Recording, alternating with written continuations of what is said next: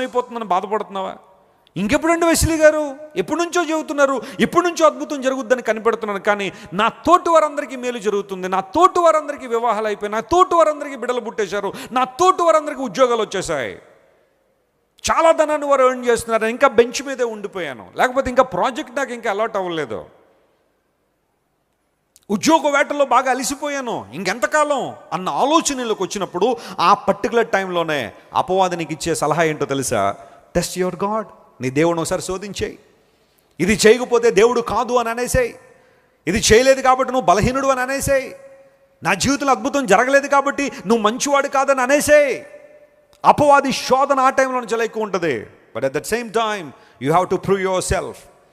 నా దేవుడు నా పక్షాన ఆయన నిలబడి ఉన్నాడు, నా పక్షాన అద్భుతం చేస్తాడు, తగిన సమయంలో దేవుడు నన్ను హెచ్చిస్తాడు. గట్టిగా చప్పట్లు కొట్టి దేవుని మహిమపరచండి. God exalts you in a right time.